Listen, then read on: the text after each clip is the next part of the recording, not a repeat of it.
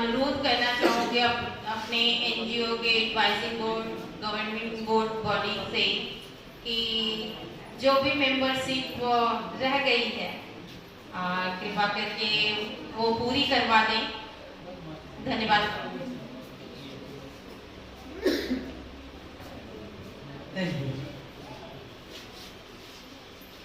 सबसे पहले इस भारत को, हमको जीने का तरीका सिखाने वाले बाबा साहब डॉक्टर अम्बेडकर साहब को नमन करते हुए आज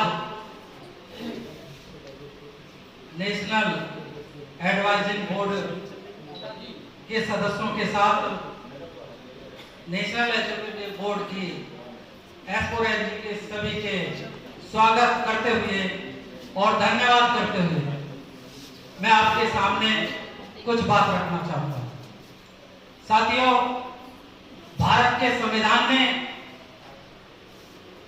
आर्टिकल 19 के माध्यम से भारत के नागरिकों को नॉन ऑर्गेनाइजेशन संगठन बनाने का अधिकार दिया है, सभाएं बनाने का अधिकार दिया है, एसोसिएशन बनाने का अधिकार दिया है और उसके अंतर्गत आज हमारी एसपीओ एनजीओ वर्क कर रही है। इस संविधान ने इस देश के नागरिकों को वोट का अधिकार दिया है, इस देश के नागरिकता का अधिकार दिया है। नागरिकता का मतलब होता है कि वो इस देश के अंदर रह सकता है, वो इस देश के अंदर जमीन खरीद सकता है, वो इस देश के अंदर एजुकेशन ले सकता है, इस देश के अंदर अच्छे जो सरकारी पोस्ट है उन्हें प्राप्त कर सकता है, राजनीतिक पोस्टों को प्राप्त कर सकता है और गैर राजनीतिक पोस्टों को प्राप्त कर सकता है। इस देश का व्यवस्था जो आप लोगों ने देखी है 72 साल से इस संविधान के अनुसार चल रही है, लेकिन इस देश के अंदर 72 साल से प्रॉब्लम भी क्रिएट होती रही है। वो कौन सी प्रॉब्लम रही है? वो इस तरह की प्रॉब्लम रही है। संविधान कहता है कि इस देश के अंदर हमें सोवरिन व्यवस्था स्थापित करनी है। कौन सी सोवरिन व्यवस्था स्थापित करनी है? कि इस देश के अंदर संविधान सबसे ऊपर है, संविधान सबसे ऊपर है, सभी नागरिक इसके अंतर्गत आते हैं, सारी संस्थाएं इसके अंतर्गत आती हैं, सारे धर्म इसके अंतर्गत आते हैं, क्षेत्र में काम करने वाले सभी लोग इसके अंतर्गत आते हैं। इसका मतलब यह कि संविधान सबसे सर्वोपरि है, संविधान की सर्वोच्चता हमारे ऊपर सबसे सर्वोपरि है। हमें इसे स्वच्छ मन से, श्रद्धावान मन से, बिना भेदभाव के, बिना डिस्क्रिमिनेशन के इस संविधान को हमें अडॉप्ट करना है। और किस तरह से अडॉप्ट करना है? जिसमें हर आदमी के अंदर भाईचारा होना चाहिए। क्या 70 साल में, 74 साल में हम इस देश के अंदर भाईचारा पैदा कर पाए? क्या हमने इस देश के अंदर ह्यूमैनिटी पैदा कर पाए? क्या देश के अंदर यूनिटी इंटीग्रिटी पैदा कर पाए? क्या देश की संस्थाओं की हम खुद सुरक्षा करते हैं? क्या देश के अंदर जो चोरी, बेईमानी, लूट खसोट होती है, क्या उसको हम देख पाए? क्या हम जो देश के अंदर चीटिंग होती है, क्या हम उसे रोक पाए हैं? 74 साल में जो संविधान ने हमें जिम्मेदारी दी थी, क्या हम कर पाए? इस देश के अंदर जो हमें आजादी मिली है, वो एक नए तरीके से आजादी मिली है। वो आजादी कौन सी मिली है? पूंजीवाद के साथ आजादी मिली है। इस देश के अंदर जब भी किसी देश के अंदर पूंजीवाद के साथ आजादी मिलती है तो उस वक्त पूंजीवाद इस देश के लोगों की वोट को छीन लेता है, इस देश की नागरिकता को छीन लेता है, उस देश के रिप्रेजेंटेशन को छीन लेता है। 70 साल, 74 साल से इस देश के रिप्रेजेंटेशन को कुछ लोगों ने छीनते रहे हैं। इसीलिए इस देश के अंदर चंद लोग अमीर होते रहे हैं और बहुत सारे लोग इस देश के अंदर गरीबी रेखा के नीचे जी रहे हैं। आज यहाँ पर जब देखा जाता है और पता लगता है 74 साल के बाद पता लगता है कि 84 करोड़ लोग इस देश के अंदर गरीबी रेखा के नीचे आ गए। जो लोग, जो संविधान ने जिम्मेदारी दी थी कि इस देश के अंदर सभी लोगों को, इस देश की राजनीतिक संस्थाओं को, इस देश की प्रशासनिक संस्थाओं को, इस देश के एनजीओ को, इस देश के कमिश्नर को इस देश की व्यवस्था का विकास करना था, इस देश को मजबूत बनाना था, इस देश के अंदर भाईचारा बनाना था, इस देश की एकता और अखंडता को मजबूत करना था, इस देश के अंदर नेशनलिज्म डेवलप करना चाहिए था। क्या इस देश के अंदर नेशनलिज्म डेवलप हो पाया है?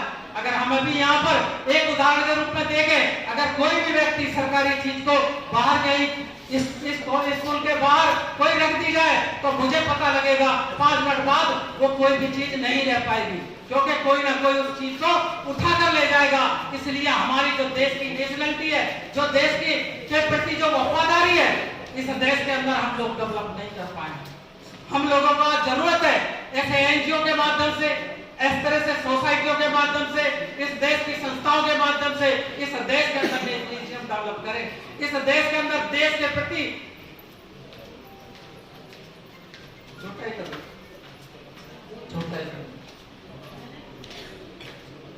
इस देश के अंदर हम लोगों को अगर व्यवस्था बदलनी है, इस देश के अंदर हम अगर एनजीओ के माध्यम से कुछ करना चाहते हैं, इस देश के अंदर संविधान के अंदर व्यवस्था बनाई गई है, इस देश के अंदर कमीशन बनाए गए हैं, SC/ST कमीशन बनाया गया है, बैकवर्ड कमीशन बनाया गया है, अभी यहाँ पर बैकवर्ड कमीशन के सदस्य, माइनॉरिटी कमीशन के सदस्य यहाँ होकर गए।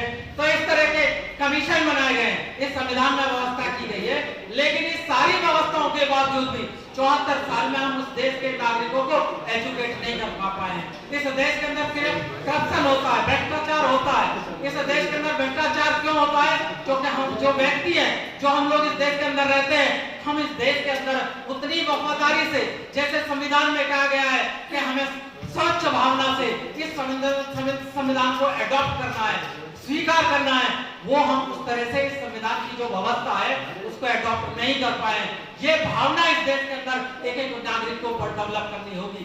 जब इस देश के अंदर जो डिस्क्रिमिनेशन है, जिस डिस्क्रिमिनेशन का लोग परेशान हैं, आज उस डिस्क्रिमिनेशन की वजह से लोग एक दूसरे के साथ नहीं बैठ पाते हैं, एक दूसरे से भाईचारा नहीं बन पा रहे हैं। इस देश का संविधान कहता है कि इस देश के जितने भी धर्म है, राष्ट्र का कोई धर्म नहीं है, बल्कि राष्ट्र सब धर्मों का रेस्पेक्ट करता है।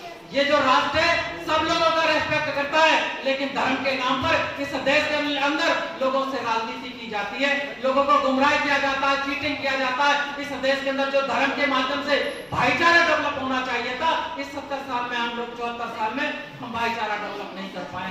इस देश को हम अपने तरीके से चलाना चाहते हैं। इस देश का हिंदू चाहता है ये देश हिंदू में हो जाना चाहिए, इस देश का मुसलमान चाहता है ये दूसरा देश मुसलमान हो जाना चाहिए, मुसलमानों के तरीके से चलना चाहिए। इस देश का ईसाई चाहता है ये देश ईसाइयों के तरीके से चलना चाहिए। इस देश का पारसी चाहता है ये पारसियों की तरह देश हो जाए। इस देश का बौद्धिस्ट चाहता है ये देश बौद्धिस्टों के हिसाब से चलना चाहिए। लेकिन कोई नहीं कहता कि ये देश इस देश के संविधान के हिसाब से चलना चाहिए, जिसके अनुसार देश के प्रत्येक नागरिक को उसके अधिकार मिल सके, उसको भाईचारा डेवलप हो सके, इस देश के अंदर ह्यूमैनिटी डेवलप हो सके, इससे बेरोजगारी समस्या हो सके, यहाँ हर बच्चा एजुकेशन लेकर के इस देश का विकास कर सके।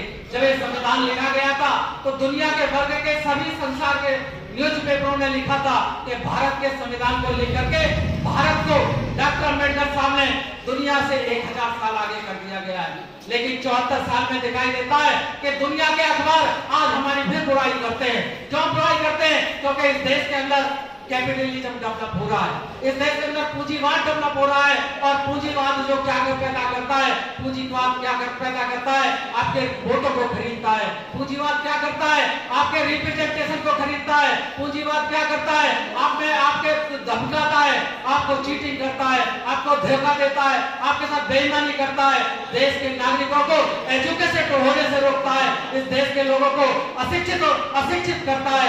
इन सारी समस्याओं का समाधान अगर देश के संविधान में है तो हमें सच्चा इस भारतीय बनना होगा, हमें सच्चा भारतीय बनना होगा, वैसा भारतीय बनना होगा जैसा भारत का संविधान कहता है। जैसे एनजीओ के माध्यम से हम लोग इस देश के अंदर विकास करने का काम कर रहे हैं, सारे एनजीओ का जो निर्माण होता है इस संविधान के अनुसार बेहतर व्यवस्था बनाने के लिए किया जाता है और S4 एनजीओ उस दिशा में काम भी कर रहा है। मैं धन्यवाद देना चाहूंगा MP गौतम जी को। मैं क्योंकि बहुत पहले से उन्हें एजुकेशन टाइम से मैं जानता हूं, उन्होंने हमेशा मेहनत की है और अपने मन से मन से वो पूरे भारतीय बन करके लोगों के साथ सहयोग करके लोगों को एक नई दिशा देने का काम कर रहे हैं। तो मैं आप लोगों को भी धन्यवाद देना चाहूंगा कि आप उनका पूरी ताकत से, पूरे मन से, पूरे धन से उनका सहयोग कर रहे हैं। कभी दोबारा से फिर मौका मिलेगा, मुझे संचालक महोदय से की तरफ से आदेश आ रहा है कि मैं अपनी बात को छोटी करते हुए यही समाप्त करूं। मैं यही समाप्त करते हुए मैं आप लोगों को सबसे विदा लूंगा। मैं आप लोगों से जय भारत, जय भारतीय संविधान, जय भारतवासी कहते हुए अपनी बात समाप्त करूंगा। धन्यवाद एडवोकेट राजेंद्र जी। आप सत्यशोधक समाज के चेयरमैन भी हैं और बहुत लंबे समय से ये काम करते आए हैं।